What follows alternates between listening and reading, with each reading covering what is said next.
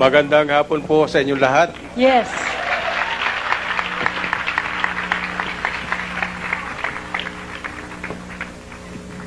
Tatlong taon na po ang nakakaraan Yes. Amen.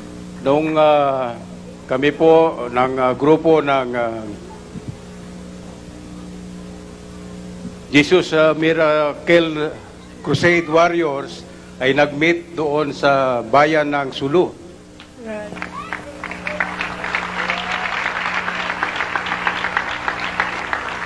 Sa una po, sa mga problemang hinaharap ng ating bansa, kami po ay nakikiusap sa kanila na huwag munang pumasok sa Talipaw.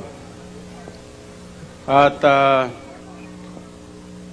noong pong panahon na yon, nagkaroon po kami ng tasking, yung Philippine National Police at yung Philippine Army, na kung dadating po ang grupo ni Evangelist Almeida, ay hindi po namin papayagang lumabas ng bayan ng Sulu. Pero kung sa anumang paraan, sila po ay hindi namin nakita at kami ay nalusutan.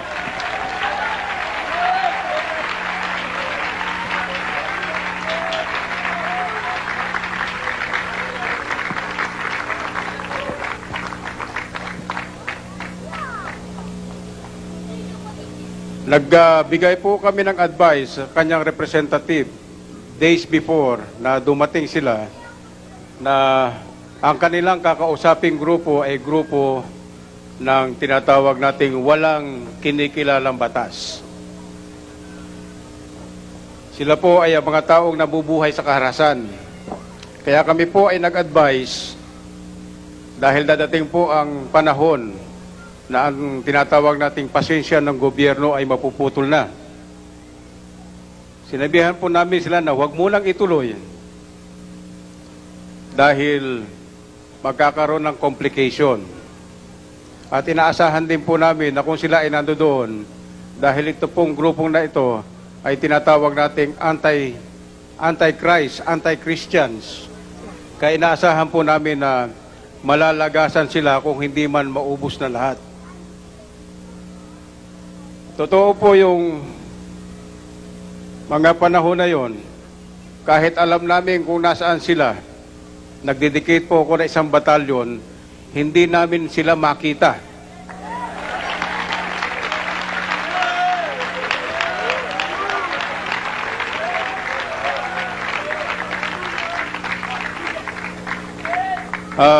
Marami po kami nung hinahabol na kalaban, ngunit palagi may nagsasabi sa akin, huwag mong aalisin ang 59 IB sa lugar na yan na malapit doon sa tinatawag naming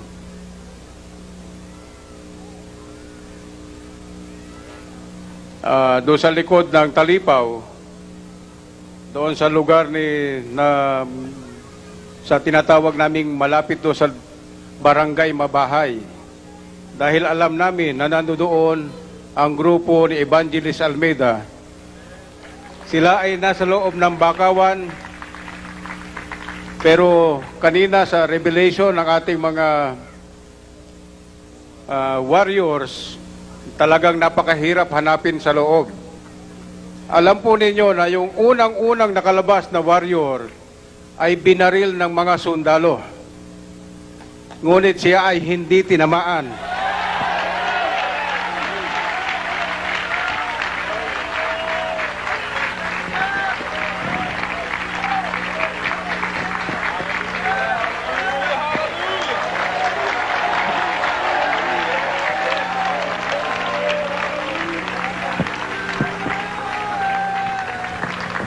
Glory to God. Hallelujah.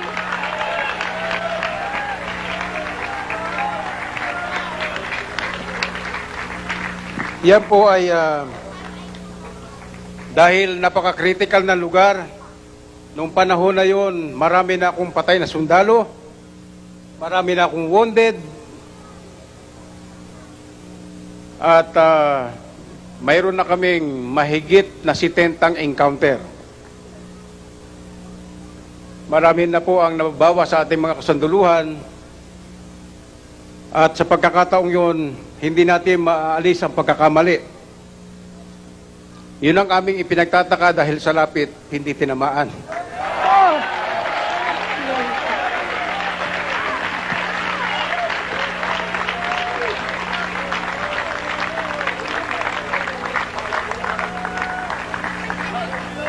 Alam po namin na it's matter na lang ng oras bago namin sila makita.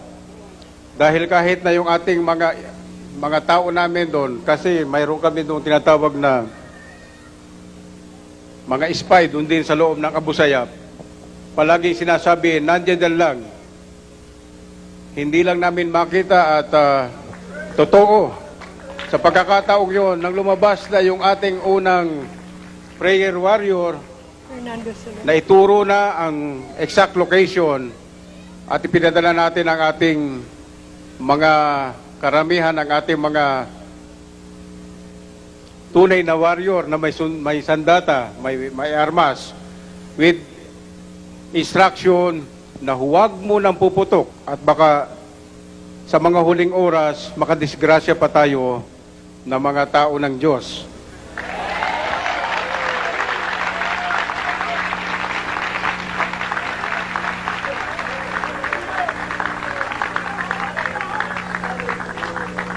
Nagtungo po ako doon sa lugar.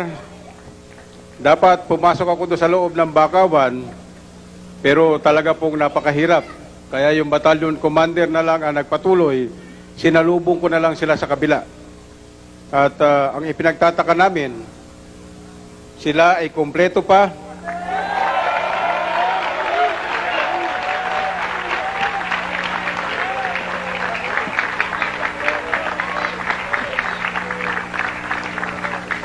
At nakita namin na kahit na sila'y walang kinakain, ang ating Evangelist Almeida ay buhay pa ng panahon na yon.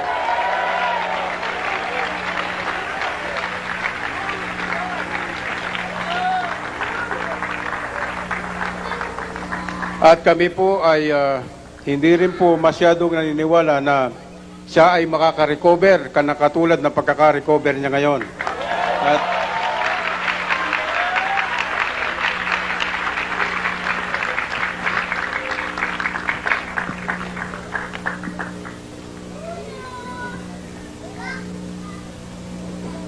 Ako po ay dumalo sa inyong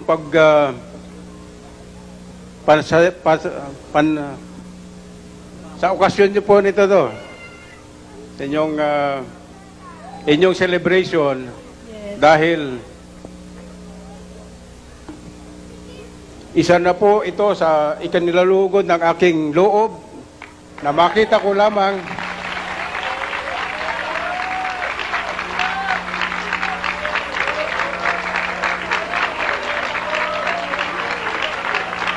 ang ating mga taong napaglingkuran Yes. dahil sa aming pagiging sundalo. That's right. Yeah.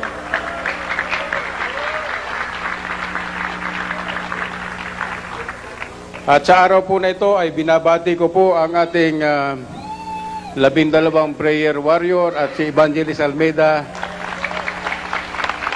sa kanilang mabuting kalagayan Right. Yeah. at sa pagtatagumpay ng kanilang misyon Yes. sa bayan ng Talipao. Glory. Magandang hapon po sa inyo God lahat. bless you so much.